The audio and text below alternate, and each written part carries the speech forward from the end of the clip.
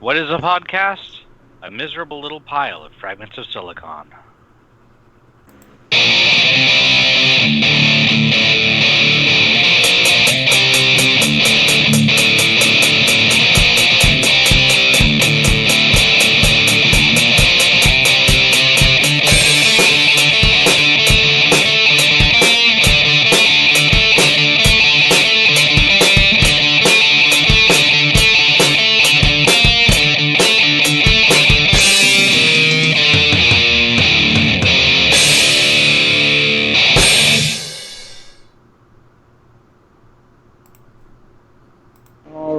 Welcome to another installment of Fragments of Silicon.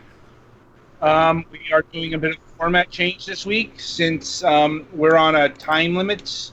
We're doing the interview first, so with that in mind, let me introduce one Kathie Flood of the Cascade Game Foundry. Hello there. Hello, how are you doing tonight? I'm good, thank you. How are you? I'm doing well. And I think my colleagues here are doing okay. I'm doing well. Yeah. Anyway, so how we like to get started is we like to get to know the person behind the game, studio, and whatnot. And we start there by asking what got you interested in video games on both a personal and professional level. Well, let's see. The first games I remember playing were on an Atari where you had little cellophane screens that you had to tape to the television. So I go back that far to my childhood in the 70s. I spent a lot of money in arcades as a kid playing mostly Galaga and Pac-Man and that type of stuff. And honestly, it never occurred to me that you could have a job doing this. But I somehow ended up doing this. I got a degree in math and computer science and continued to play lots of games and got a job working at Microsoft, working on operating systems. And still didn't occur to me that I could get a job working on games. And I ended up in the research division doing research into online technologies in the early 90s. And one of those projects had a joint component that was in the very new entertainment business unit, and that was back when they were making CD products that were essentially interactive encyclopedias. So things like World of Wine and Beethoven and Ancient Lands and that type of stuff. And they were doing some sports projects that it was complete baseball and complete basketball, and they were encyclopedias of the sports that had the whole history and the stats for all the players and year-by-year summaries and even team summaries, basically encyclopedias that were interactive. And the baseball project wanted to do daily news delivery. And since I was working on online technologies in the research group, we started working together. And that eventually got reorged into, well, that was interesting, but maybe we should build some games. And at the time, Microsoft was doing Flight Simulator, and that was, or Microsoft wasn't actually doing it. All they were doing was publishing it. They were working with BAO in Illinois. But they decided they wanted to have entertainment that was more than just sort of interactive books. So they decided to get into games, and we didn't actually have a whole lot of experience doing that, any of us. I remember having a conversation with my boss where I said, so do I still get paid for this? And he assured me that I would. And I worked on a not very good soccer game that had been developed by an outside company, and they brought it in-house, and they gave us 4 months and a really small team, and they said ship it simultaneously in 6 different languages, which hadn't been done before. So no fault of your own. Oh no, there's plenty of fault to go around there, because we definitely attacked it the way we attacked operating system software and office type software. We had a list of features, and we thought when we finished the features it'd be done. And we had no playtest lab. I mean, this was mid 90s at Microsoft, and we were neophytes, all of us. And I remember my boss saying, "Well, you'll figure it out. We'll all figure it out." I'm like, okay. And it was not a great game, but it absolutely got me hooked. The combination of interesting technical challenges and creative challenges and working on working on sports for one thing was just totally fascinating. I got assigned to the soccer game because I played soccer on an actual team. And so I brought my soccer team in. I set up one of the conference rooms as a playtest lab, although we didn't call it that at the time. We just knew we wanted soccer players to come play the game. And so we gave them pizza, and they played the game and told us that it was horrible. And then we tried Does to this fix feel like soccer? No, it feels like I'm using a keyboard to move dots around on a screen. Exactly. But they gave us some great advice, and certainly, like I said, I was hooked after that. It was just like, oh, I've got to do another one, and I want to do it right. I learned so much on that project doing it badly that I've been able to take over into all the other projects I've done. And so I was able to take that into, okay, well, we do need to have playtest labs here. It's not the same thing as developing Word or Excel. You can't just check off the features. You've got that kind of amorphous box of fun. What does that mean for this game? If I'm recalling correctly, I think the word is called game feel. Probably now. At the time, it was just kind of fun. Well, it's like things have been significantly codified since the mid-90s. Yes, definitely. The mid-90s were one of the most wild times in the industry. It's Absolutely. So much was shifting. Like Microsoft here, they were getting into the game, so to speak. Yeah, definitely. Yeah, one of the taglines back then, we all had to wear T-shirts when we went to E3 that said Microsoft knows games, and all of us kind of went, well, no, not really, not so much yet. And the results from that E3 definitely indicated that we didn't really know them. I suppose it depended on the kind of game, because Microsoft in the mid '90s is kind of known for the entertainment packs. Yeah, those were cool, but all of those were basically just little test applications that people in the company had written to test the operating systems. Right. And Chip's Challenge was pretty in depth. Chip's Challenge was awesome. Yeah. Though Chip's Challenge wasn't made by Microsoft. Right, and it wasn't Entertainment Pack 1. I think that was 3? Like something like that. Oh yeah, I don't know. Yeah, it's like that. But it's like. And Flight Sim was great, but as far as what were some of the other ones, like Hellbender? Yeah, Fury Cubed. But then there was stuff like the Neverhood, which was incredible, right? And just that kind of whimsical, weird claymation thing, and with fantastic music. It's unfortunate some of the people attached to the Neverhood, but yeah. But the game itself was actually a really charming game, I thought. Yes. There was Gex. Microsoft actually published the Windows version of Gex. That's right, I forgot about that. There was Microsoft Golf, which I think was one of the 95 launch titles. Yeah, Golf wasn't bad. That was because Microsoft Golf was basically Lynx before Microsoft had Lynx. Yep.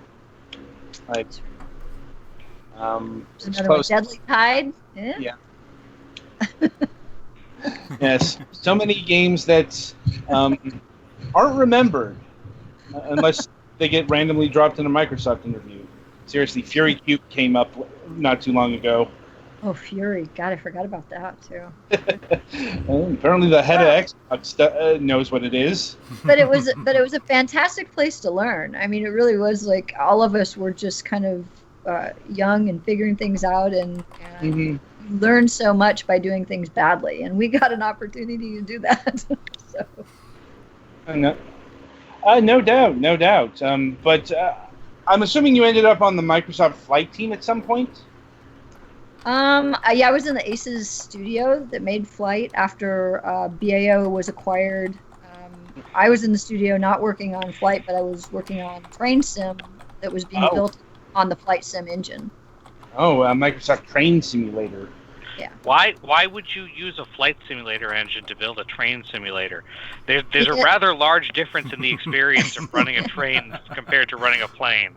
Yes, but at the time, the entire world was modeled, so that was good point. And I guess the camera control is about the same. So absolutely, yeah. That's So there's a lot more in common there than you would think. But obviously, tons and tons of tuning that have to happen to make it performant in the same way. I mean, when you're flying, you're a long ways from any sort of interesting scenery. I suppose the question there is, was it difficult to get a train working in the flight sim engine? Not as hard as you might think. So, and I was in that studio 2 different times, and I worked on racing games. I also worked on sports games, so on PC and on Xbox in both cases. Neat. What racing games did you work on? I worked on. I came aboard at the end of PGR2, and then worked on PGR3, which was a launch game for the Xbox 360, and PGR4. Project Gotham Racing. Yes. I missed that series. I miss Microsoft having more racing games than just Forza. And again, I miss arcade racers. So. Yep. Yeah, that was a sweet game, and the team we worked with in Liverpool was fantastic. That was Bizarre Creations. Yes. Anything else notable from your Microsoft career? I worked on an Xbox launch title. It was a NFL Fever. So back then, EA had not committed to being on the platform, and nobody wanted to launch a new platform without having in the fall for holiday without a football title. So that was part of why we took the little PC title that we had made and made an Xbox title out of it. So that was another interesting launch. So that was an Xbox, the original Xbox launch title. Right. And then the following year, that same title was an Xbox Live launch title. Yeah, it was. I think it was one of the first. Yep. And then the next year there was the whole XSN thing. Yep. And at that point, I'd gone over to work in simulations the first time. So I worked on Train Sim there. I worked on a prototype of a scuba simulator way back, and so that's where the seeds of that came for me. And that's something I really loved working on. I saw the potential of it in terms of being able to bring some environmental issues into the game world, which I was very excited about. Also, about 40% of new divers were women. So it was also an opportunity to bring more women onto the platform at the time. So that little scuba prototype kind of got in my head and wouldn't leave me alone. So that's part of why I'm still working on it now. Right. But before we get to that, what precipitated your exit from Microsoft? I was part of the Aces studio in 2008 when the economy crashed, and they dissolved the whole studio. Right. I remember that. I've said it before, but late 2000s Microsoft is not my favorite era of Microsoft. That's when they killed pretty much all of their PC-centric studios. I know Aces was dissolved because of the financial crisis, but, it went the way of FASA, Ensemble, there was kind of a pattern there. Anyway. Yeah, they kind of go through this every 18 months. They say, no, we mean it. We do PC games. We mean it. And then. Well, I'm like, I hope they mean it this time. They bought a whole bunch of developers that I really like. Yeah. Yeah, I mean, when I first started working on games, the tie between the games group and the rest of Microsoft was actually pretty strong. And so whenever a new version of the Windows operating system came out, there were titles that supported that because, you can have Office and all back office and all that stuff, but people like to see stuff. And so if you can show that this operating system enables you to have an awesome new version of a game, and it was typically Flight Sim that was used as the example. Right. That was really an exciting sort of launch that predated any of the Xbox stuff. Right. When the Xbox stuff started, they got away from that, and the games group kind of lost its ties with that part of the company, at least while I was there. Yeah. It's like, anyway, so after Microsoft, did you, are you a co-founder of Cascade, or did you come on later? No, I'm one of the original founders. So. Okay. Like, did that happen right after Microsoft, or was there a period in between? Oh, there were, I think everybody took a vacation, but we originally started the company because we wanted to pick up the train simulator work that we'd been doing. Right, they were working on Microsoft Train Simulator 2, and yes, and we tried to get the license so we could build it and finish the game, and basically couldn't get the time of day to do that.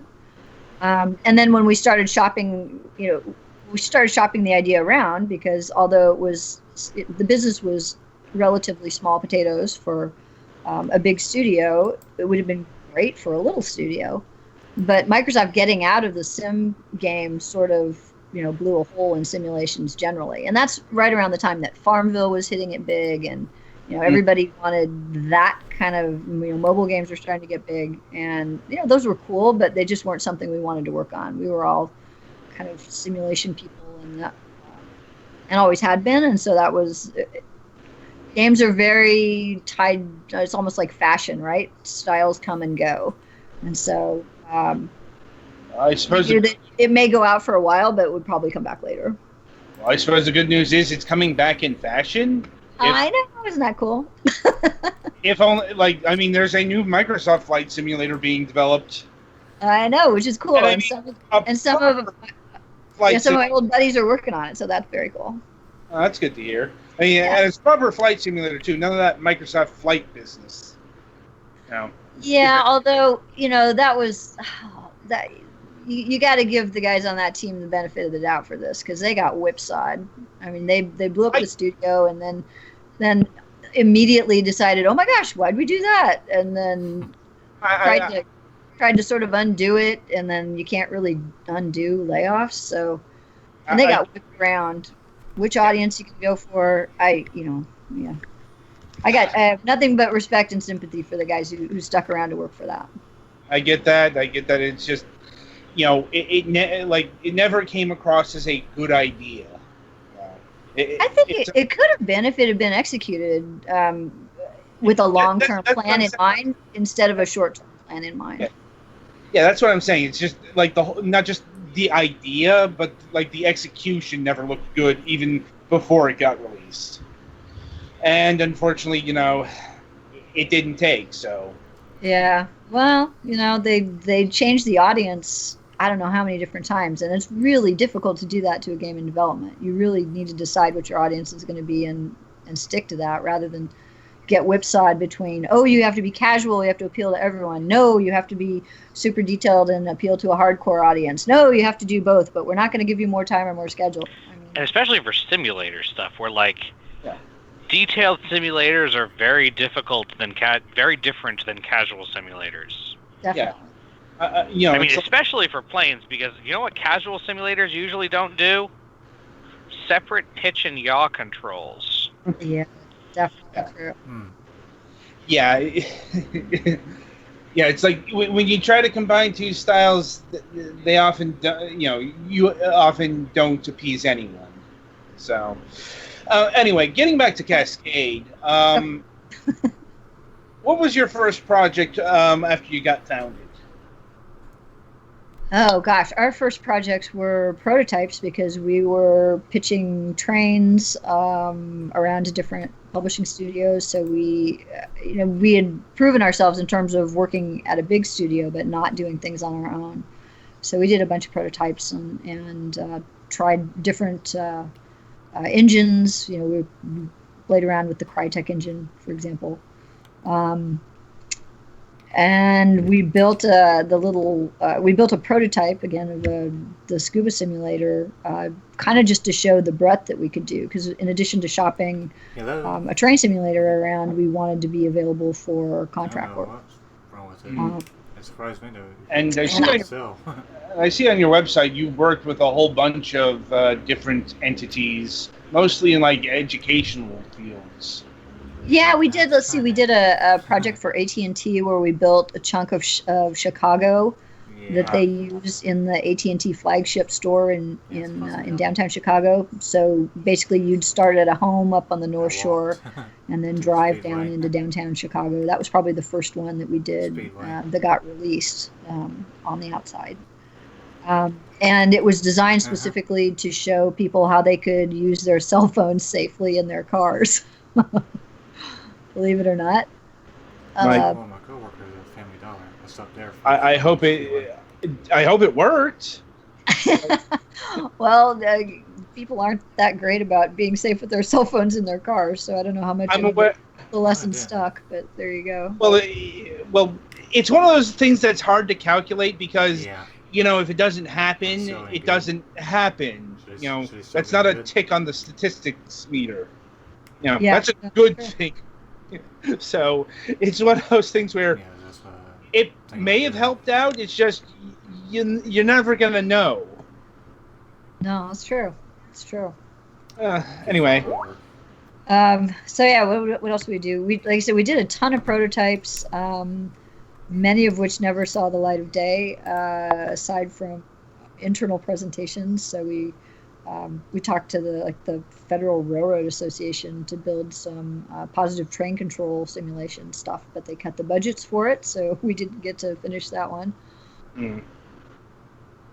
We built one of the very early versions of the scuba sim was used in the bodies exhibit, the aquatic bodies exhibit. So did you ever see the bodies exhibit that had the dissected and preserved human bodies?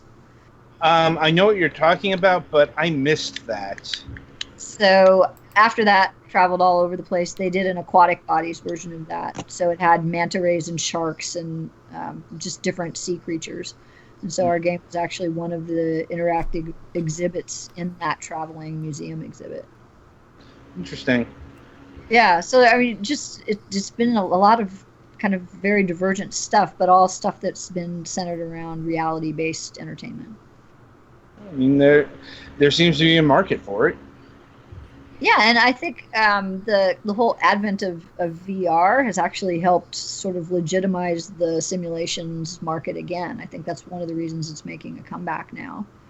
It's very possible. I mean, simulators of various sorts have been using VR.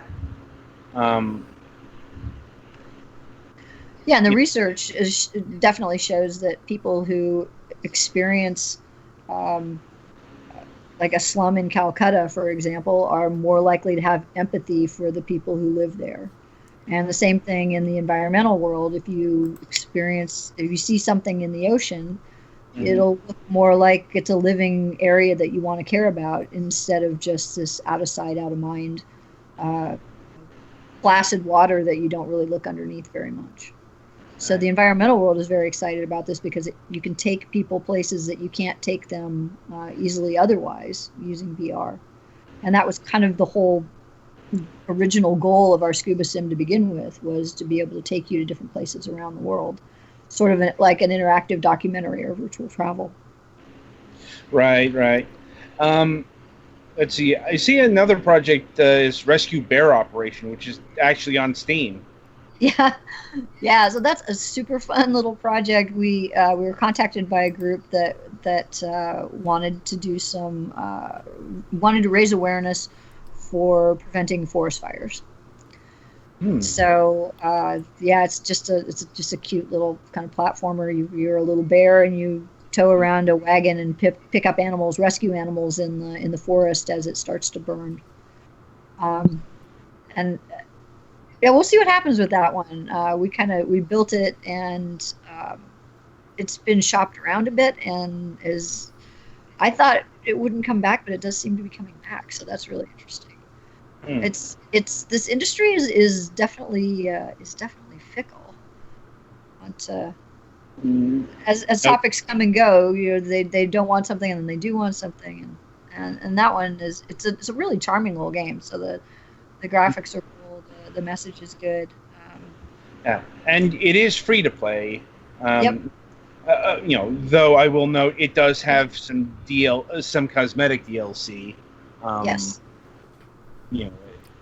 Nothing too egregious. Probably, let's see, like the most expensive thing here is the Luce Libre mask at $7. Like the whole DLC package is about $25.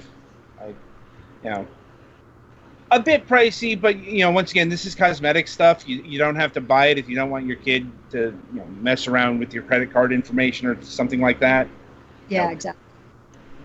Anyway, so moving forward, Infinite Scuba here. You mentioned that it's been in prototyping since like the Microsoft days, basically. Well, yeah, that was completely different than this, but yeah. It's the like idea has certainly been around that long. Yeah, it's like basically it's been around in one form or another for a very long time. But what finally came about to give this thing a push into making it an actual product? Oh boy, why did we want to do that? Part of what we wanted to do when we started the company, or when we started this project, was to be able to make it available free to teachers and schools, which we started way back when we started the company. We all talked about the things that inspired us, and we all had a teacher who inspired us. We wanted to do something that showed that you could use game technology to teach real science. And because we all had teachers who inspired us, we all kind of agreed that, well, I couldn't sell it to Mr. Barton, who was my very inspirational biology teacher. All of us had a teacher like that in our background, and so we just made a deal that any teacher who asked us for the game, we would give it to them, and as many copies as they needed to have in their classroom. So we do that, we continue to do that, and we'll continue to do that, and that's been fantastic. We do a lot of school outreach. But we basically just kind of got the game far enough along. We started with one diver and one set of gear and a small site. And the sites themselves take a long time to build because each of them has accurate wildlife. The wildlife is accurate in terms of their moves and their depths and their school sizes. Really, we're divers ourselves, and so we really wanted to make sure that this portrayed what real diving is like in the real world. So each one of those sites is kind of a mini research project into the marine biology and also the history and the culture of the area. As you find artifacts on the site, they tell you about the local people, local culture, environmental issues for the area. We also started working with Dr. Sylvia Earle and wanted to be able to get her message out about how important ocean health is.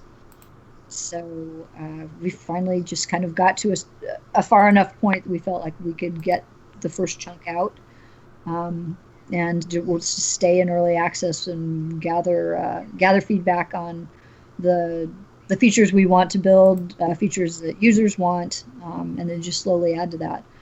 The thing that most people want, of course, is more dive sites, which is each one of them is pretty ambitious, but we've gotten really good feedback so far, so we're excited. That's good to hear. Well, how many dive sites are in the game currently? So the default dive site is a World War II shipwreck in Micronesia. Because many of us came out of flight sim, we're all kind of history buffs in addition to being simulation fans. So Combat simulator. Yeah, exactly. So we were looking for something that had some historical significance. So this particular ship was part of a pivotal World War II battle. So as you explore the ship, you unlock pages that tell you about this ship and the battle in which it was sunk. And the local people who rely almost entirely on dive tourism to visit those historical wrecks. Mm-hmm. And then you learn a little bit about some of the environmental issues for if you happen to live in a place where there was a large battle with a bunch of ships that were sunk before they were cleaned, we'll say. So they're not the sort of wrecks that are sunk on purpose. These are real wrecks, and they're starting to degrade. And what do you do about that? So hopefully some smart person will read about that and figure out an interesting way to help them clean up that area and um, preserve it for future generations. Right. To give some background context for those who might not know, battleships that got sunk during World War II had oil in them, and Yeah, those gas undefined. tanks are cracking, they're breaking down, and that stuff is leaking into the environment slowly. Exactly. Yeah. So It, that. Oh, go ahead. like this is a big issue with the Pearl Harbor area. Absolutely. For Yeah, it's example. another one I'd love to build. So after we were most of the way through working on that shipwreck, we started working with Dr. Sylvia Earle, who's she's a Time Magazine hero for the planet. She's kind of the elder statesman for the marine environmental movement. And we let her pick the second site, and she was familiar with the Juke site, the World War II shipwreck. And so we wanted to do something that was a contrast to that. So the site that she picked is in Belize, and it's a giant open reef that has whale sharks on it. And it's probably about a quarter-mile square to explore. So that's where we came up with the second site. And the third site, since we're based in Seattle and our local diving is in the Salish Sea or Puget Sound, we wanted to do a site here. We do a ton of school outreach. We visit lots of classrooms to talk to kids about making games, what's involved in it, how they can prepare to do that if that's a job they want to do, and then why we made this particular game. And one of the things we've discovered is that even in a coastal state like Washington, very few kids have any idea what's in their local water. So the site we're building here is on the Puget Sound, and so you learn about some of the environmental issues here, and also the history of the area. So the local coastal tribes and some of their stories as well. Neat. Let's see. Now, how do you go about doing your research for the not local dive sites?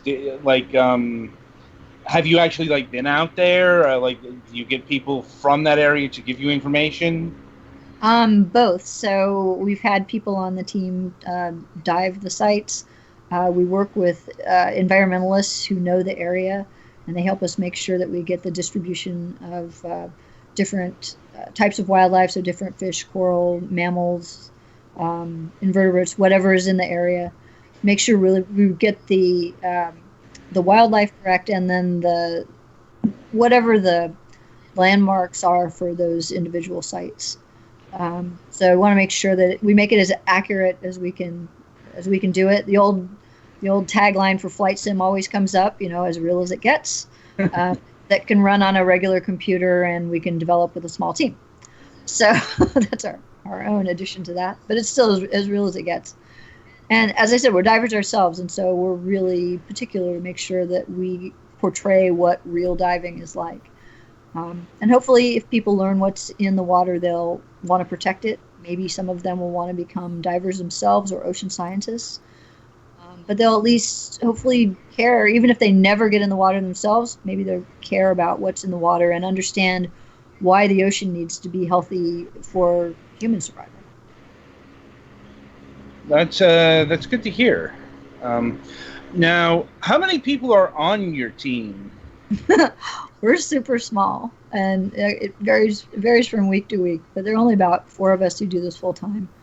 And then others, we've got another half a dozen that help out part-time. I see. And then we scale up or scale down depending on whatever side projects we get. And people we've been around for 10 years, so people kind of migrate in and out. We always have a long list of, these are the things we want to do. And then as people have time and they come in and out of our orbit, then we kind of proceed at different paces on different items. But we're small. I mean, that's part of the reason we've been around a long time. It's been you said the games industry itself is kind of fickle. If you're going to be in it for the long term, you kind of have to work slowly and assume that you can still make progress going slowly. We started calling our development style the crock pot. So it's very slow, but it's very tasty. I'm like, that's an interesting way of putting it. But it's like this is a development style that is much easier to do in the modern age than in times previous, because we have things. Absolutely. I'm assuming this game is built in Unity. Yes, it is. Yeah, like, see, we have tools like Unity, we have things like Steam, we have things like Early Access that allow development to be funded and streamlined, so even small teams can take on bigger tasks than they could even 10 years ago. Oh yeah, definitely. This wouldn't have been possible before then. Yeah. I mean, when we first started, Unity didn't exist. That was one of the reasons we bounced around from Crytek to Gamebryo to, we looked at all the engines. And something like Crytek at the time, I believe, was 650,000 euros. You're like, you got to be kidding me. Who could do that? Really, only giant studios could do that. So Unity kind of democratized this. Yeah. I'd imagine if this game were built 10 years ago, it probably wouldn't have done on the Torque engine. We looked into that. There was another one. What was the other one? There was another. God, I can't remember what it was. I'm not even sure it exists anymore. Anyway, we looked at a bunch of different engines, and there weren't any that were that. In order to do underwater stuff well, you've got to have really high fidelity graphics. Right. That original prototype that I worked on so many years ago, it was a tiny, tiny site, and it was all we could do to make it perform on a pretty high-end machine. So that's the other good thing, is that the tech has come a long ways to support better performance of better graphics. Indeed. And now, how many sites? Is there a fixed number of sites you're planning to add, or is this just going to be continuous development? We're just looking at it as continuous development. There's certainly other gameplay things we want to add. We're trying to stick with things that real divers do, so doing some research, and the game is used in schools for things we weren't expecting, like compass navigation and stuff like that. So obviously things that we want to keep it true to what diving is like, and not get into things like training the fish when you can't really train fish. So yeah, we have a long list of stuff we want to build, and tools so that people can build their own sites and share those as well. So that's kind of, in the simulation world, one of the things that would be super helpful. Now, to the diving itself, how accurate is this in its portrayal at this point? Like, do you have to worry about the bends, for example? Not technically. Under the covers, we use a real air consumption model. So how much air the diver consumes is based on the size of the diver. If you burn more air, the deeper you go, the faster you go, the colder you are. Right now, you only deal with regular air. So you're talking about recreational diving limits, so down to 103 feet. But under the covers, there are other gas mixes, so you can do technical diving. And we don't currently expose that. We don't currently expose things like multiple dives, so you don't have to do a surface interval in the real world. You have to stay out of the water for a certain amount of time while your body off gases nitrogen. So that's not something that translates well into gameplay. So we look at it like this is the real world, but on a really good day. It is still a simulation. Yes, it's still a simulation. Yeah. And do they still use nitrogen in dives? Like nitrox? Sure. Yeah. Depending on the type of dive you're doing, you're not going to use it on a deep dive. Right. It allows you to stay at a shallow depth for a longer period of time. I see. Because I know that's Heliox. Yes. Yeah. And there are other mixes. The deeper you go, you've got different mixes to deal with at different levels. I suppose on the inverse, Does this game have snorkeling in it? We don't, but that's one of the features that's requested a lot. I would love to have that. I think free diving would be awesome, and that's awesome too to expose especially kids to, because that's often their first experience in the water is going snorkeling. There's a lot of cool stuff that is accessible on in shallow waters and coastal areas. So it'd be great to portray that as well as diving. Yeah, indeed. I'd imagine you got a whole list of things you want to add, but small team prioritizations. Yeah, we've got about 15 years worth of stuff. Yeah. Well, that'll keep you busy. Absolutely. All right. And now we want to splinter off into the VR spin-off. Yep. I suppose that's the proper way of calling this. I'm not even sure if I can call it a game. No, it's not a game. It's an experience that we built almost on a lark. We were asked to participate in Earth Day Texas, which is now called EarthX, several years ago, right as the VR headsets were hitting the market. Mm-hmm.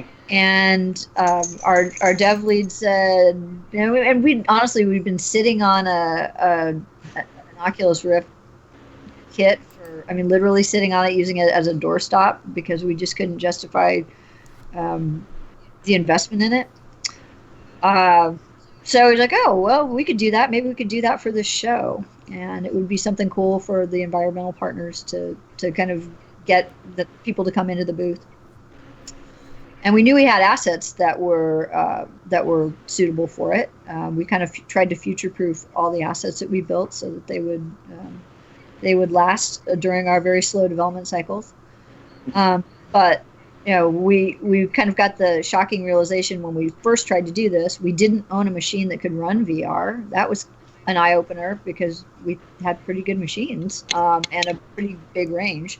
But we didn't own one machine that could run VR, so had to get new machines. And then discovered that the hardware was obsolete. So ended up talking to Oculus and getting a new kit rushed to us. And then when we finally got the very first little slice going, and honestly, the first slice was just going to be you get in and look around, and that was it. And then maybe you'd be able to move around. But when we first brought it the game up, it was running at 7 frames a second. Yikes. Yeah, and especially for VR. Yeah, and we had 5 days until that show opened, and so with a boatload of caffeine and tenacity, our dev manager ended up getting it running, and then it ended up being a huge kind of draw at this show, and we were surprised how much people, how much they enjoyed it, and they were just really moved by it. For all the cool games that I've worked on, I've never had people react as emotionally to any flat screen game as I have the VR work that we've done. And that's really, we feel like we've been doing this for a while, and we're pretty grizzled, we're pretty jaded, and we were even kind of blown away. Like, wow, this actually delivers on the vision of what we wanted to do with the Scuba Sim to begin with. We have VR devs on the program pretty regularly these days, and they, all of them will swear by it. So there's that immediate promise of that. It's just people connect to it in a just viscerally emotional way. And so it's pretty easy to see that that's where the future is, but it's going to be a while before it gets there. The market is kind of confused because they've allowed things like 360 video to be called VR, and it's not. So you've got that complication. You also have the complication of the hardware really hasn't come down in price as much as they expected it to back when it first launched. I think it's made a challenge too. Yeah, I think the hardware's made a leap forward with the Oculus Quest. Yeah. But it's still kind of a confused. It's just the general market doesn't quite get it, and they think if they've done Google Cardboard, they've done VR, and they're like, well, why do I need to spend a whole bunch of money on a new computer and gear when I've got my phone? And I think, and it's kind of almost like a chicken and egg thing right now. So there's not an installed base, so it's really hard to justify a lot of investment in it. And yet, if there isn't a lot of investment done in it, you're never going to get that install base. Right. I mean, I think the biggest install base is over on the PlayStation VR. Yeah, definitely. Like, and I guess that would tie into any your plans in regarding like the main Infinite Scuba game and VR. Yeah, we're not currently pursuing that. I mean, we'd love to at some point, but until the numbers make sense, I just can't. Like I said, you can't justify the investment. That said, we certainly play around with it, and there's other work to be done, contract work and so on, in non-game areas that's VR related. The fact that it's simulation based certainly opens that up. And like I said, I've been really surprised that the VR has kind of acted as a promo or kind of a justification. What do you want to say? It sort of confirms that simulation is a viable genre again. And so I've been surprised that the VR has been such a push for the regular game. People try the VR and they want to be able to swim anywhere, and so one of the things we say is, well, you can't do that currently in the VR, but you can in the regular game. And I kind of thought it would go the other way, and that the transition would be more toward VR and more quickly, but it's kind of boosted what's happened on the PC side. Right. And I think the VR is coming. I mean, it's just too visceral and emotional experience for it not to be. Well, yeah, VR has complications other than just like price of the tech. You know, a big one is motion sickness. Now, Yep. It's like a standard question when I have a VR dev on the program is, how do you deal with motion sickness? Because it's like maybe the number one problem with VR. Yeah, well, one of the advantages to diving is that you move slowly. If you're doing it correctly, if you're doing the way real divers do, you're actually rewarded for going slowly, because that means you burn less air. If you burn less air, that means you can stay down longer. And so, in order to portray diving in an accurate, high integrity way, we have to move slowly. So we were really careful about how we moved the player through the scene. So motion sickness hasn't really been a problem for us, but like I said, that in some ways that's because it's very consistent with how a real scuba dive takes place. That is a good solution to have. Yeah. Like, but anyway, back to the main game. Music. Is there any music in the game? There's some music in the game, but not when you're in the water. We may add it at some point. It's not something that any real diver I know does, because you want to be able to hear what's going on in the water. But when you're on the dive boat and you're picking your gear, there's some music, and we work with some local Seattle musicians to come up with some good music for that. We also worked with one of the local colleges, and they use this as a project to write different music for the different areas. So that's been kind of a fun little side project too. It makes sense, given the slow development time. And also, since this is a serious simulator, it's like there are underwater games where the intent is to relax. I don't know if you've ever played Endless Ocean. Oh, of course, yeah. Yep. Something like that. Yeah, and I've been surprised how many people use our game to chill out, relax, and play something that's a violent shooter, and it's like, oh, but this is a game I play when I want to come down from that. Like, all right. That's awesome. We'll take it. Let me see. So you got this game is available on your own site and Steam. Are you maintaining like two different builds of the game, or is this the same build just in different locations? The builds kind of leapfrog each other. Generally, we do things further along on the website, and then do more on Steam. And yeah, we haven't done much in terms of we don't have any Steam achievements yet. That's definitely on our list to do. But yeah, they're separate games. They're very similar, but yeah, they're completely separate builds. Does that cause any problems? It's another code branch to maintain, so it's not ideal, but that's what you have to do these days. Some people, we've got some people who are I only play games on Steam, and then we also have people who I will not play games on Steam. So we feel like, at least for now, we need to maintain both. Like people who do not play games on Steam, these people apparently still exist. Yeah, and in the simulation world, they're not that unusual. So. I guess it's just, the people who have the main thrust these days come from a different viewpoint, let's say. Yeah, I mean, the simulation world is just a slightly different audience. It's often people who are just immersed in that particular topic and maybe don't play other games. And regardless of the simulation, that's true. That's true for train simulator and flight simulator players, and to a lesser extent, racing. I think racing has a bigger kind of crossover into other games, but simulations often just have people who are very into that particular topic. Well, are you planning any DLC for the game? Outfits, scuba gear, that kind of thing.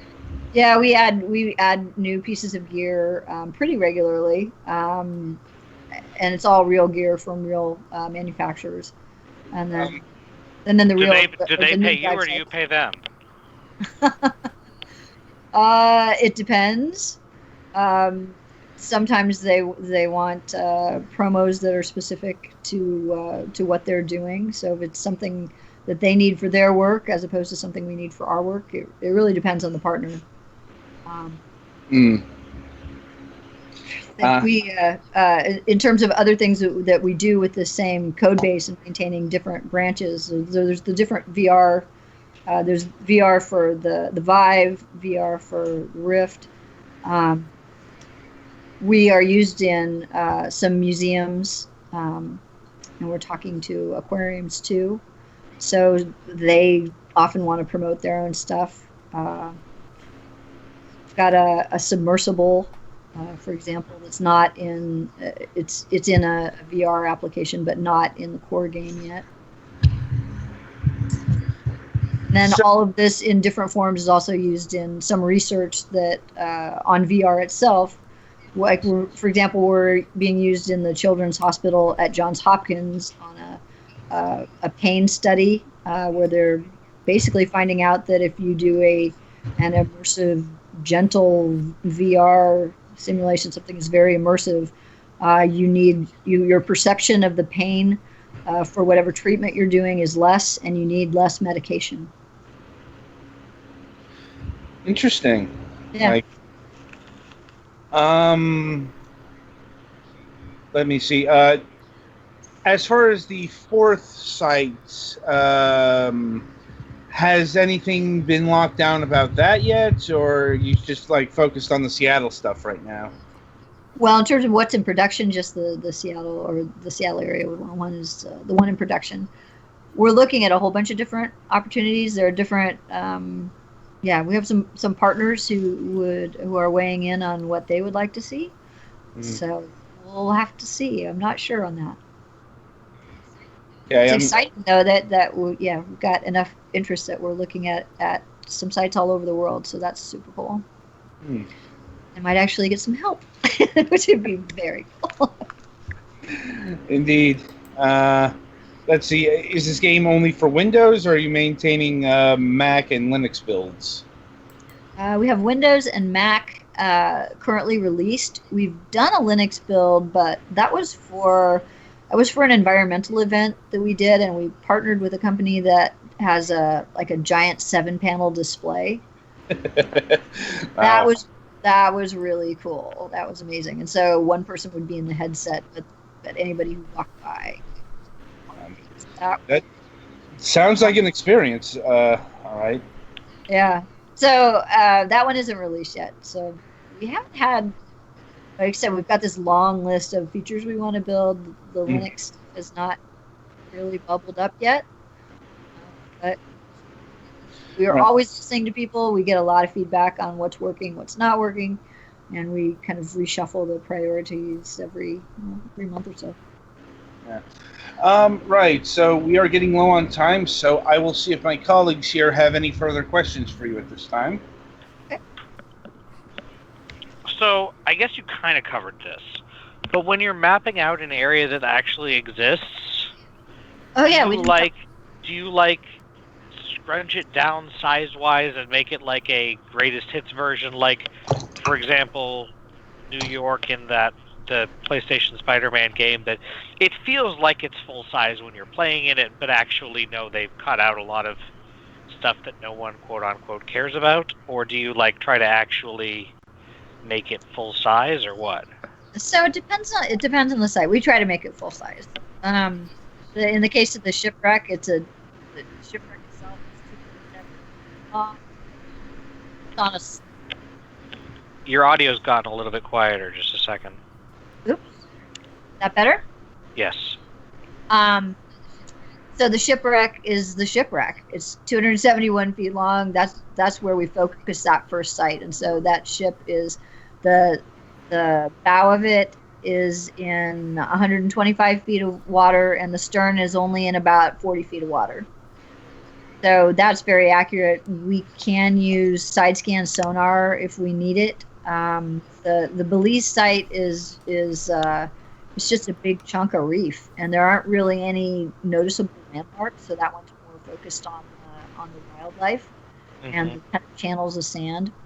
The chunk that we're building in the Pacific Northwest is a real dive area, and we're trying to make it as accurate as we can. We're not building the whole area, but we're certainly building the landmarks that we are building as accurately as possible. Yeah, it's kind of a combination of working with people who know the site well, people who dive it a lot, know the things that somebody who knows the area would stick out if they weren't there. So really when we can't give exact reality, you try to give the illusion of reality. In terms of the placement, that's representative. You don't try to this coral at this size. That's just too much. That's just too much detail. But that said, you want to have the corals at the right depths and the right distribution compared to the other wildlife that's in the area. Right. And if there is some giant coral that is a landmark, great, we'll have that one and have. I guess it would be more of a relevant issue if there were if you did an area with 2 shipwrecks that were kind of close, but just barely not close enough. Yeah, I mean, it just depends on what you're going for. Certainly, shipwrecks need to be as accurate as you can make them. You try to get the conditions right. The water, in something like this, the water is a character, and making the water feel like it does in a location is really important. So getting the particles right, getting the color, the texture of it. It can't feel like you're swimming around in an empty swimming pool. It has to feel like you're actually in that area, and that you're moving through something that isn't air. Right. So we watch tons of videos. YouTube is unbelievably valuable for us because people post vacation pictures, and there's all kinds of casual videos, so we don't have to do all the research ourselves, which is cool. And then working with the environmental groups and the scientists we do, they also help us kind of sort through and prioritize what's important to show versus what is just interesting but not critical. Okay. Anything else? That was the main thing I had. All right. So it's top of the hour, so we have to conclude this interview at this point. We might have you on the program again further down the line. Like when another dive site comes about, for example. Cool. That'd be great. But in the meantime, the game is Infinite Scuba. It's available on Steam and on the Cascade Game Foundry website. It's retailing for $12.99. Bargain. And the Dive with Skyla VR experience is retailing for $4.99. Let's dive with Sylvia, and the money from that goes to Mission Blue, which is Dr. Sylvia Earle's ocean awareness nonprofit. All right. Since we don't usually have transition music for this particular transition, we'll just move onward to the news. Thank you so much. I really appreciate you having me on the show. No problem. Nice to have you. Yes. Like I said, it's kind of awkward when you don't have the transition music. I'll just say goodbye. Yes. All right, thank you very much. We have transition music, but it's for the other segment. Anyway, take care. Thank you. Bye-bye. Yeah. Anyway, so, news. Twilight, why don't you start us off? All right. Oh, what?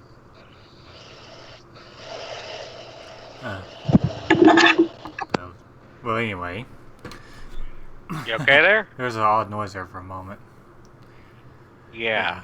Anyway, well, it's been a week since I've moved to my new place, and I'm enjoying it so far. And the neighbors are nice. I met some of them earlier this week, and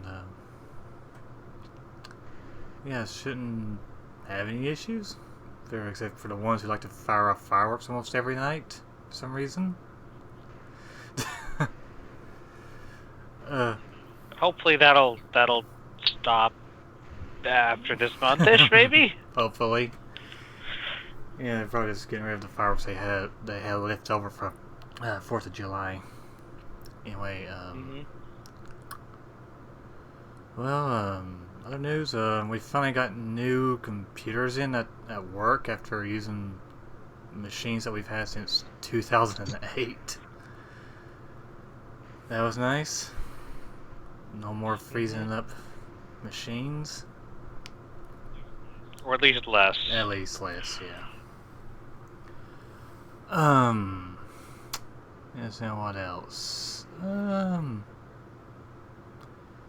Really not much else to speak on at the moment.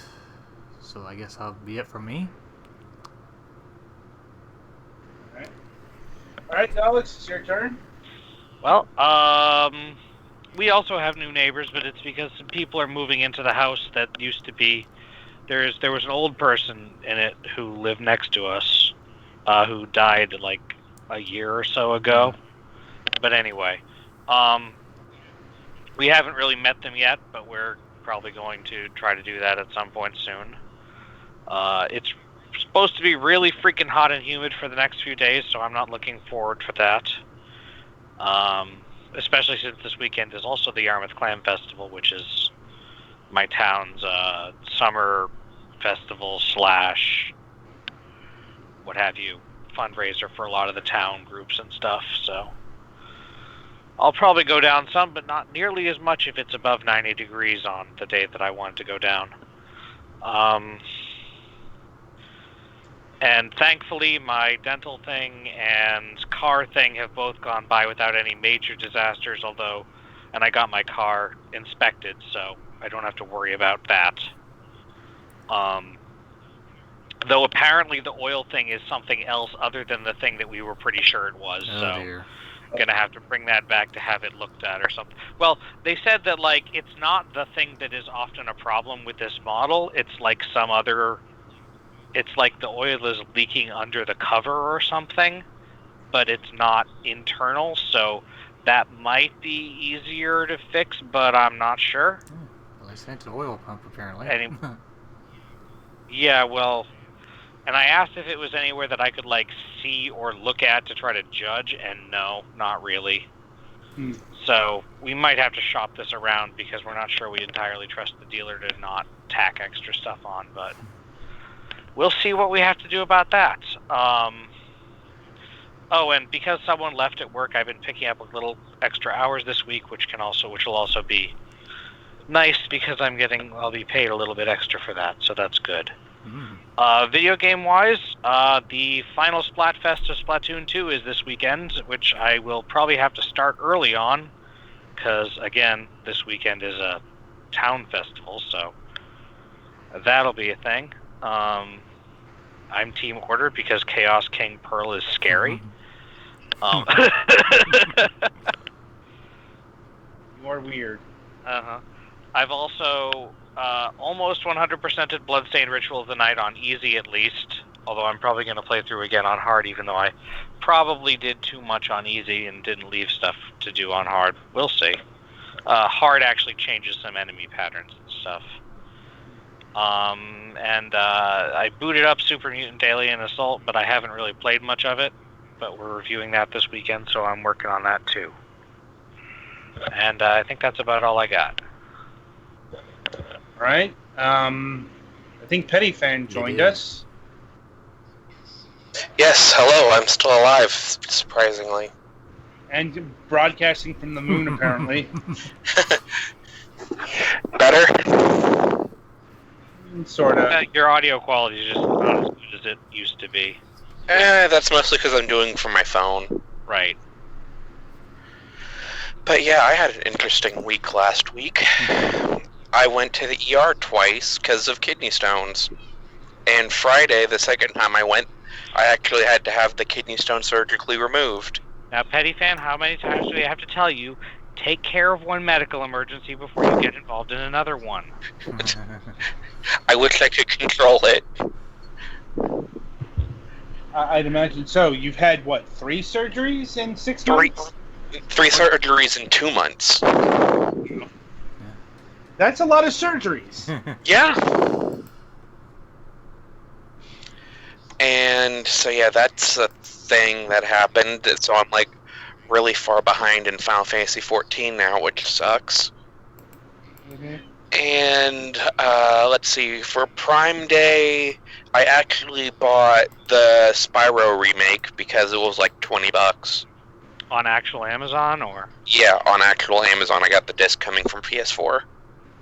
Then we shall tease you for being a scab, but sure, fine. And something I forgot to mention last time I was on is my mom got a new car.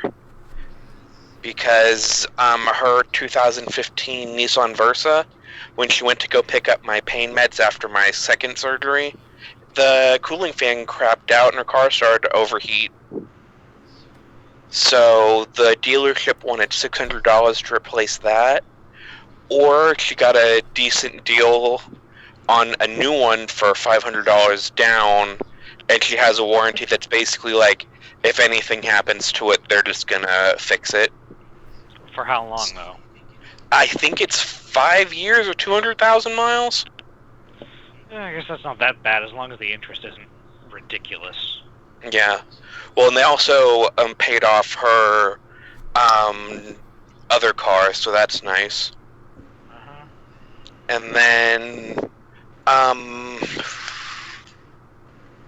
not really a whole lot else other than, spending most of last week, either writhing in pain or knocked out on pain meds.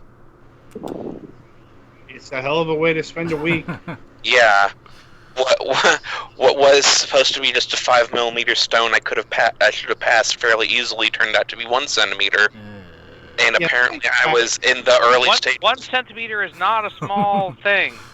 Yeah, because the ureter can only expand to at most 7 millimeters. So yeah, there was no way that was coming out. And apparently I was in like the early stages of kidney failure because it was so backed up. Yeah, it was not good. So yeah, don't get kidney stones, kids. No. Unfortunately for me, it's genetic. You're predisposed, so I could drink I drink a lot of water and I can still form kidney stones. fun So time. Yeah, and so I think that's it for me. All right. Let's see. I guess it's my turn. Well, I got some news on the Mac front. Yeah, he is indeed still alive. You know, it's like after many months of, just doing other shit. He popped into our Discord last Thursday, I think. But in addition to being alive, he has ended his day job. I'm like, Sort of. Well, it's like he's ended the day job that he's worked at for forever and a day. You know. Yeah, he ended the one-day job. Now he said he's going to try and do Uber full-time. Yeah, he's a full-time Uber driver now. That's quite the career change. But then again, computer, whatever the fuck they were calling it this week, never sounded like it was doing well in recent times. Mm-hmm. I mean, and Mac apparently quit that the day he gave us the message. So, and that's actually tying into the show because he's announced he may return to the show. Yeah, he would like to if he can. I mean, technically he gets to make his own schedule with the Uber thing, but, you still have to work when you can. Yeah, it's like, it basically comes down to, can he afford to not work on a Wednesday night? Or at least, the early part of Wednesday night, which I would say... Oh, right, because it's the early part in Arizona.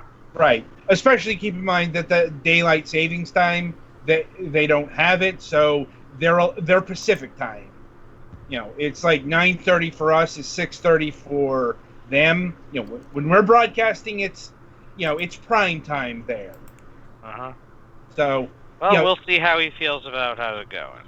Yeah, it's like it's basically up to can he survive not working at this particular time during the week. And this only applies to this Wednesday show. He's not going to appear on the Euro interviews or any of the reviews. I don't think he's ever appeared on those. Mm-hmm. Or if he did, it's been so long ago, I've literally forgotten about it. Like, the effect is the same, basically. He also has some tentative plans to bring back MSP.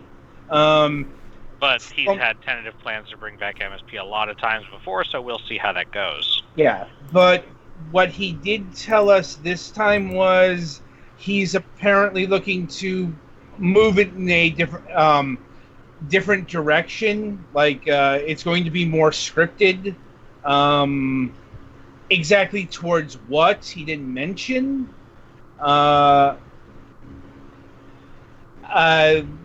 Like I said, outside of him wanting it to be more structured, and he wanted me to be co-host again. As far as the rest of the crew, more background roles, whatever this means.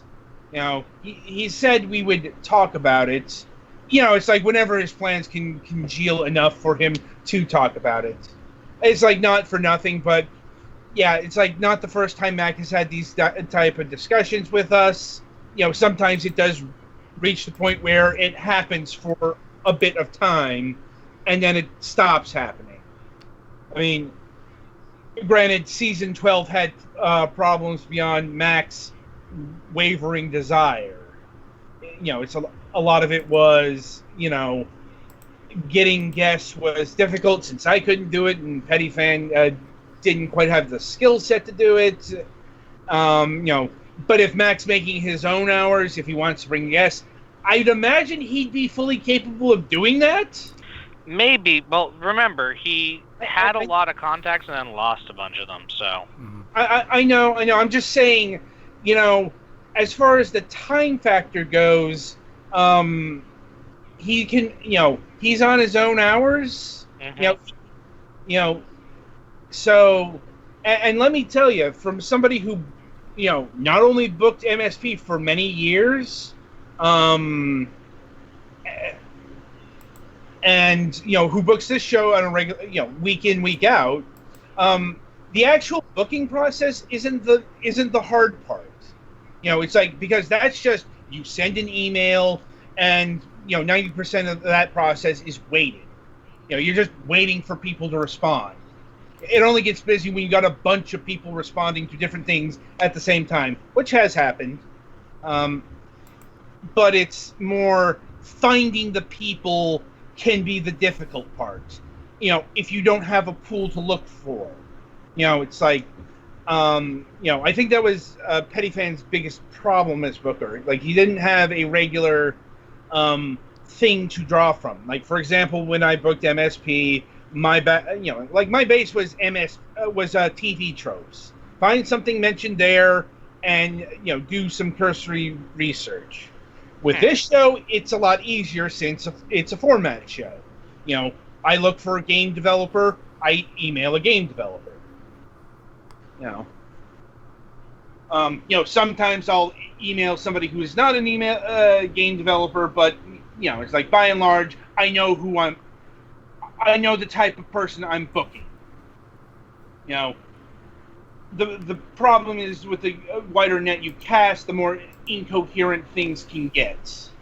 It opens up a lot of possibilities, but it also diminishes focus. Today on the show, we're having someone who does, wait, what? That kind of thing? Well, I mean, shit, that happened all the time when I was handling the booking exclusively. I'm like, it's going to be stuff that was tailored towards me, because I was the one who was doing the booking, the research, the everything. That caused problems with Mac, because he didn't know what the fuck this person was doing. Such as the infamous pinball incident. Among other things, there was the time when we had a comic artist who he thought was a hardcore right-winger, and basically threatened to scrap the interview. And and everyone was like, "Well, no, we got him to this point. We kind of have to do this." Like, sometimes, this may shock you, you have to interview people you don't particularly like. No, you don't. I'm like, and sometimes you don't. Well, once you've committed, you do. Yeah, it's like, if there's a valid reason to discharge the interview, like, you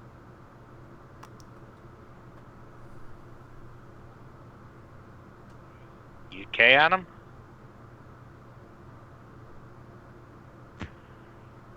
Adam, you've disaudiated. Hello? Ah. Yes. Hit the, not the laptop, but the USB extender I have in here, and sometimes that'll do it. Yep. That interferes with the connection to the microphone, and that's why it cuts out. Yep. Just wanted to let you know as soon as possible, so that you didn't, talk to no one for half an hour. I know. Anyway, that's enough behind the scenes stuff. That is what Mac has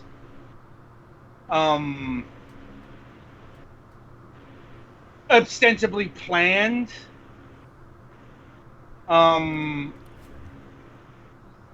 We'll see how well that pans out. Could go either way. So, with that in mind, Twilight, play us to the next segment.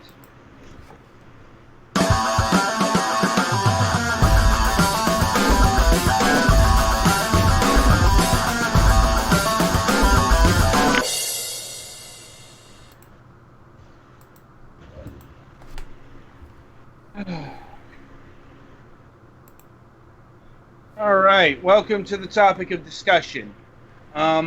This week we are talking about Bloodstain, Ritual of the Night. We've already talked about Bloodstained. Mm-hmm. You Back know, when Curse of the Moon. Yeah. yeah, we talked about Curse of the Moon back when we reviewed that last year. This is the, main event, as it were. Mm-hmm. It's like, I have played Bloodstained. I have put about 7 hours into it. The thing is, the game stopped working. My laptop and UE4 don't get along too well. Like, when I exit the game, it would say Unreal 4 Fatal Error. And one of those times that happened, it crashed. I had to reset the laptop. The game refuses to work. Not the first time this has happened. Like that Call of Cthulhu game I reviewed last year did the exact same thing. So I know it's UE4 because the error messages tell me. Mm-hmm. So I didn't play as much as I wanted to. Hopefully, when I get a new computer, I can play more of it. Yeah. Because it's pretty much your laptop problem, not a, Yeah. It could be an integrated graphics problem, too. Mm-hmm. But it's like I know the problem is me, not the game. Because that is not to say that the Bloodstained game hasn't had stability issues. But that's Just more on the mostly not on the PC. Yeah, it's like that is on Although the PC version apparently sometimes leaves like ghost processes, so if you don't restart your computer or if you tab off of it a lot, it can build up problems. But I'm like, that being said, the console versions, that's the one that have been having the technical hitches. On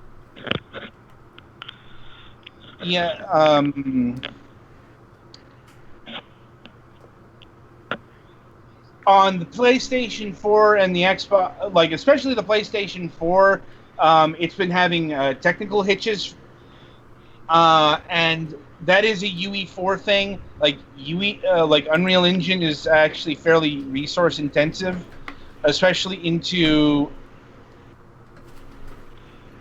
the Nintendo Switch. So I suppose we have to address this first. Like, the Nintendo Switch port is, at this time of recording, pretty not good. there's supposed to be an improvement patch coming actually sometime this week to address Right. some of the performance issues. Because the biggest issues on the Switch are there are some like load times between rooms that are just stupidly long for no apparent reason. I think the Switch has a few more. All of the console versions have occasional random crashes, usually when reading a book, but Even the PC version had that particular bug. I think that's been patched out at this point. But other issues with the Switch version, there's a bit of input lag. You can get used to it, but it's not quite as good. It's harder to pull off the special techniques with weapons, which are like Street Fighter commands. Well, yeah, that's because it's got input lag of 150 millimeters, which is variable, yes, but up to that.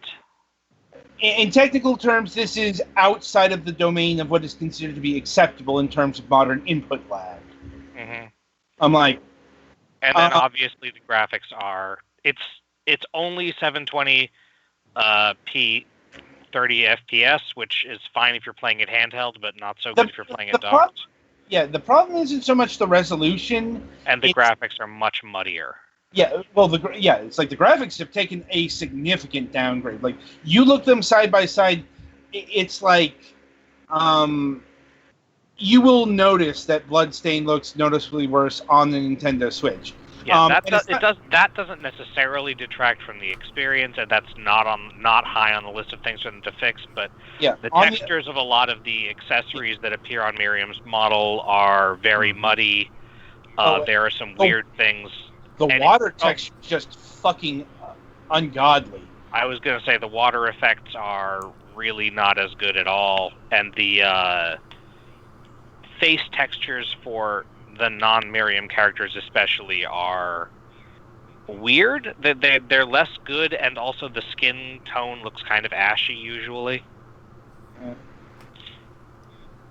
Yeah. That said, even with all of the Switch problems, I've been having a good time playing it mostly on the Switch, so... Yeah, so I suppose it's time to talk about the game itself.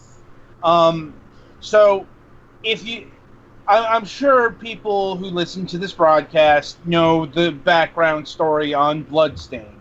You know, it's an Igavania. You know, it's a Metroidvania from one of the people who codified what a Metroidvania is. And it was a huge Kickstarter success in funding. It's gone through a lot of the same Kickstarter rigmarole as other high-profile projects, up to including development problems. This game has taken 4 years to develop. They have hired multiple companies to come on and save this project. They switched developers at one point. Yeah, this game was originally being done by Inti Creates. Inti Creates, who has been known for many very good 2D platformy fighty type games, but you might have noticed that most of those use sprites, and this game uses 3D models. And it turns out that Inti Creates was not as good at or fast as developing with 3D models, so they had to... And Inti Creates did go on to make Curse of the Moon, which was good, so... It's not just... But yeah, they had to bring in like 2 other people to like make it so that they could do the 3D models in a reasonable amount of time. Yeah. They actually brought in 3 companies for this. They brought in, well, you had Artplay, who, that was the supervising force behind all this. You know, that's Iga's own personal, you know, that's the company he co-founded to do this. You know, that's the production company, basically. You had the other developers credited are Deco, Way Forward, Disruptive Games, and Neo Future Labs, along with Inti Creates. Yeah, Way Forward was the last ones brought on, and apparently they did a lot of the polishing on 3D stuff and making it look better, which, if you might recall any from the publicity, was a rather large problem right before like the last delay, was that it just didn't look as good as it was supposed to. Right. But here is where this story differs from so many other high-profile Kickstarter projects. I should say high-profile because they're the ones that tend to fall into this category. There have been we mostly mean Mighty Number 9 and Yooka-Laylee, though there have been a few others. Even Broken Age kind of fell into this. I mean, Broken Age as a game was pretty decent, but, you know, that kind of set the tempo. And, by the way, the same thing is going on with Shenmue 3 right now.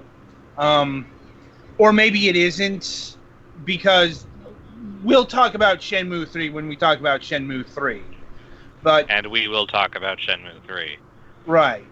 It's just, you know, basic bottom line with Shenmue 3 is the development looks like it's... the game looks like it's harkening back to the first 2 games. And that includes in a technical sense. You know, that's got people divided. But, you know, getting back to Bloodstained here, where this differs from, you know, all the other failures, all the other disappointments, you know, say Broken Age. I'd say Broken Age this stuck the landing. You know, this... Yeah, it apparently, Iga and the people working for him really did have a pretty good idea of what people wanted in a Metroidvania. And they managed to pull in a pretty good assortment of the greatest hits from, like, mostly Symphony of the Night, the Sorrow games, and Order of Ecclesia, with a smattering of things from other games.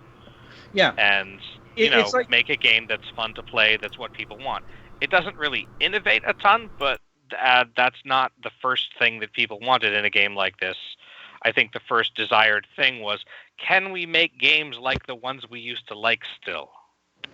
which has been the pitch for a lot of Kickstarter projects. Part of the problem with that is, for example, Ukulele. Ukulele didn't have that much in the way of like development problems, from what I remember. It took a long time. It had some delays. That's pretty much a given with Kickstarter products in general. It's more what Ukulele was trying to do, what dated and aged a whole lot worse than, say, what Symphony of the Night was doing. Also, Ukulele did a couple of weird things, like the being a collectathon is all well and good, but most collectathons where you have to collect like 100 and whatever of the things at a level, they put them in clusters, and Ukulele didn't do that enough. And it's also Ukulele just downright is a bad game in places, like literal bad design in the sense of the worlds are too big, too empty. It's actually a problem a lot of the open world games face. It's like, okay, you have this open world, you forgot to put shit to do in it. But that's Ukulele. This Ritual of the Night game really nailed what an Igavania should be. Not just in terms of what it contains, but how it plays. If you've played Symphony of the Night, if you've played the Sorrow games, if you've played any of the Igavania games, maybe not Harmony of Dissonance, but Harmony of Dissonance is still mostly similar. It's just the last one before they had like a reliable shop system. I suppose. It's more Harmony of Dissonance wasn't good. It's like a decent game on its own. Is just compared to other Castlevania, Igavania titles. It's definitely the least of them, except maybe Circle of the Moon, which isn't actually an Igavania anyway.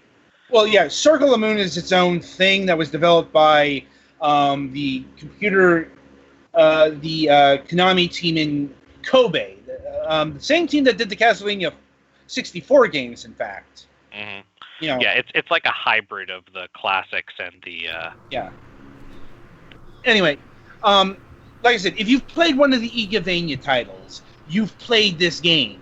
It's amazing how much it feels like those Castlevania titles. Like, when I played this, I'm like, this is Donna Sorrow.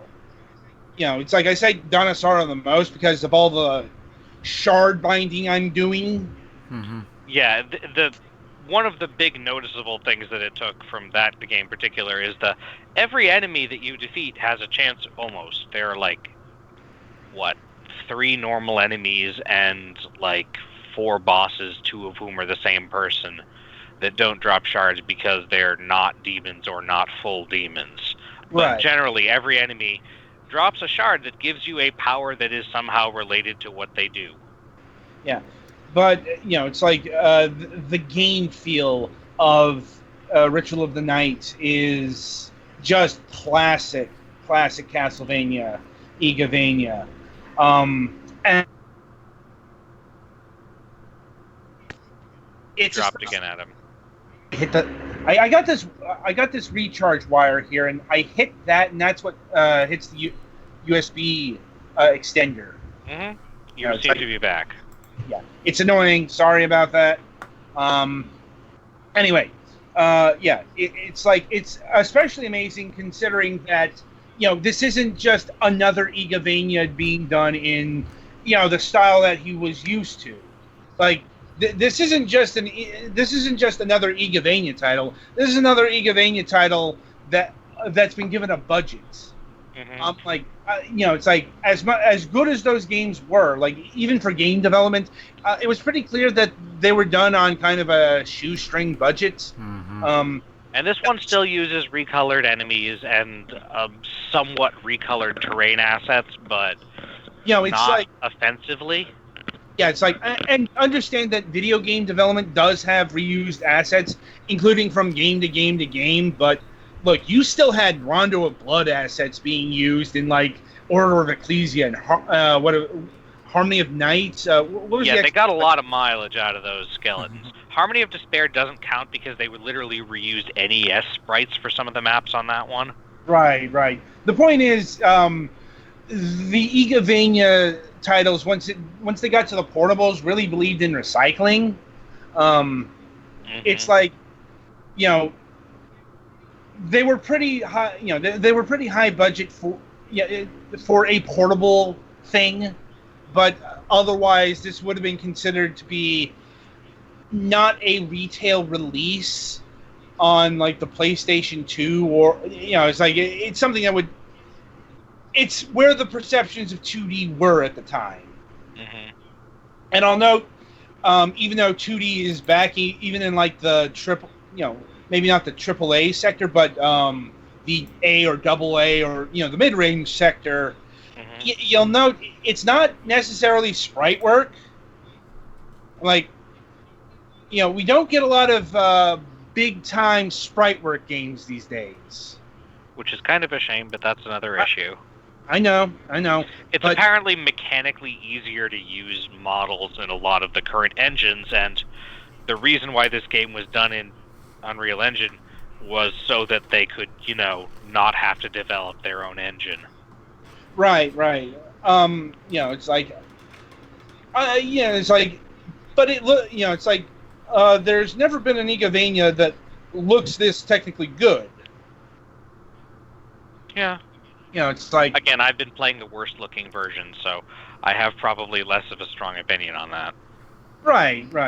I'm just saying, this is the Igavania formula transposed into the modern age, into modern assets, into modern engines, into modern release. It's not something that's going to be pushed alongside, say, the next Assassin's Creed or Call of Duty. It's not a AAA game, but it's definitely more than just an indie title. Technically it's still an indie title, considering it was all like independent development, although it's got a one of the financial things was it got the backing of 505 Games, who are part of the new mid-tier range of publishers. The ultimate point I'm getting at here is that Ritual of the Night is the highest profile release an Igavania title has had since Symphony of the Night. Probably, yeah. It's like, that's nothing against any of the Game Boy Advance or DS releases. They were pretty big deals on their respective platforms, but there is a perception difference between something that releases on a portable system and something that releases on a console. Unless you're like Nintendo. Nintendo was like the only ones who didn't have a distinction between portable and console releases in terms of posterity. Sorry. Let me see. As far as new things added to the formula. Biggest things would be the 360-degree aim. Yeah, it's used a few times in the game to literally just hold your hand up to a thing, but mostly there's like an entire category. Basically, in addition to the passive, active toggle or active thing and active trigger abilities, you have an entire category, and it is the biggest category of shards that is aimable in 360 degrees. Well, once again, this is something that was in the Sorrow games. Like, the biggest part of the soul system were the combat souls, or whatever they call them, whatever function as your sub weapon, basically. Well, but the what are they called? Conjure shards are the equivalent of bullet souls. Right. Then there's an entire other category for the directional shards. That's what I'm getting at. Yeah. They've been split into two, and the directional shards, you can fire in 360 degrees, which you couldn't do with like the DS or Game Boy Advance titles. And notably, this counts being able to like shoot behind you while you're running away from something. Yeah, I suppose the other big addition are the combat moves. This is a thing that was taken from Symphony of the Night. In Symphony of the Night, Alucard has a few Street Fighter moves that he can do regardless of what he has equipped, pretty much. Yeah. And they are just bonuses that he has inherent to him, and you can find books that'll tell you how to do them, but you can do them before that. In this game, for every different category of weapons, and the categories of weapons are boots, daggers, rapiers, great swords, and axes is one category.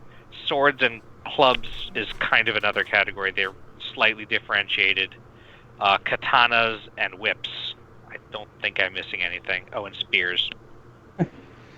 Anyway, for each category, there will be there will be special techniques that you can use, and there's an entire system behind this where it's not just with any weapon. So there's the forward charge with a spear technique can only be done with a few specific spears at the beginning. But if you use it enough, and there are books that'll tell you which ones, but if you use it enough, then you master it and can use it with any weapon of that type. Mm-hmm.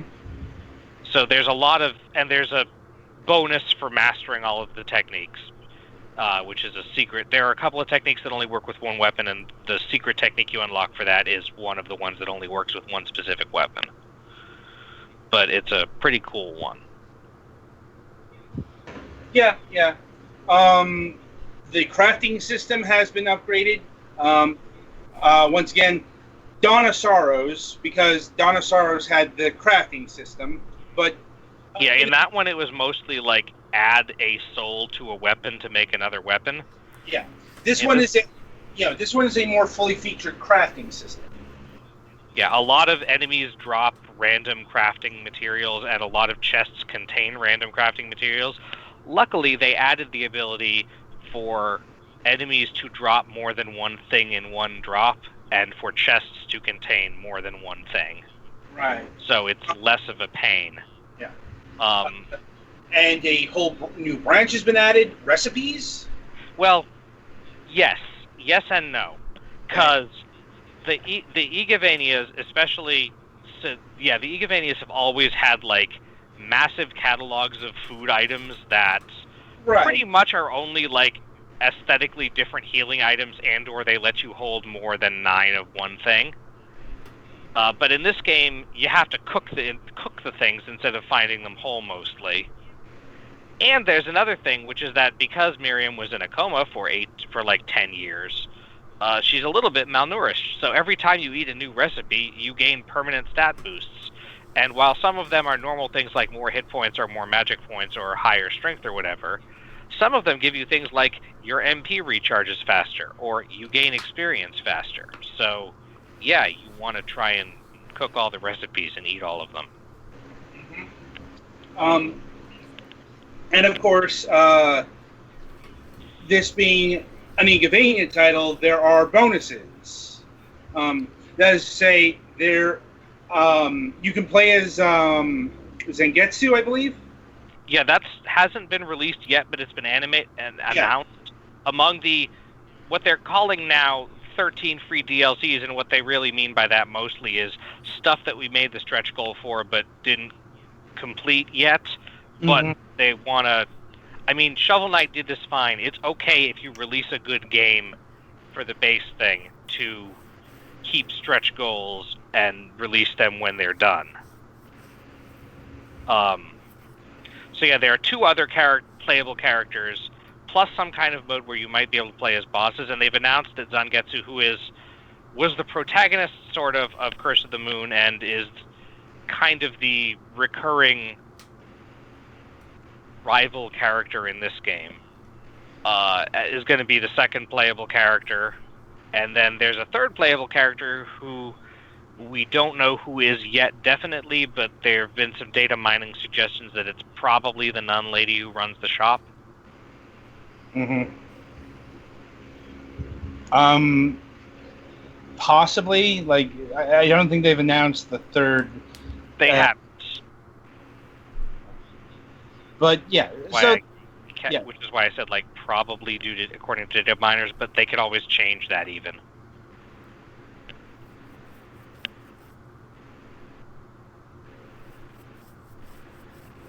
Yeah. Anyway, so there's a lot of stuff still in the works for Bloodstained Ritual of the Night. Mm-hmm. I don't think they have a roadmap for that stuff yet because, right now the prioritization has been on optimization, specifically of the Switch version. Yeah, and they're probably going to work on the PS4 versions. It has a couple of issues that they're probably going to try to fix too. Weird. Anyway, yeah. So Bloodstained, it's a great game. Mm-hmm. I found interesting playing it, having played a lot of the other ones, looking at the things they did to separate it as an intellectual property from Castlevania, because it is obviously very similar in a lot of ways. Well, clearly it's legally distinct enough Mm-hmm. that. Also, keep in mind that a lot of what Castlevania drew upon was public domain. Mm-hmm. Mm-hmm. Well, yeah, Dracula's public domain. Dracula isn't in this game. Yeah. Ironically, like the Castlevania version of Alucard seems to have snuck his way in as a cameo, but right. I mean, but I have seen monsters here that are like the actual monsters. Oh yeah. Well, Beware the Lion Wheel is just this. It's literally what it's described as in the Lesser Key of Solomon. It's a lion's head with 5 legs around it, and it moves by spinning around. Right. It's a perfect video game enemy. No, I don't doubt that. I'm just saying that that can be in Bloodstained because it is a public domain creature. Mm-hmm. You know, it's like clearly they didn't want to go all the way. For example, the Medusa heads are not Medusa heads. They're the heads of a Dullahan ball and chain guy that you find early in the game. Right. There's still a yellow version that petrifies you for whatever reason, but you know. Right. Like I said, this is about as close as a new Castlevania game done by Igarashi as we're getting. I know Igarashi has said if Konami offered, he would go back and make another Castlevania game, but I don't think that's happening. Probably not.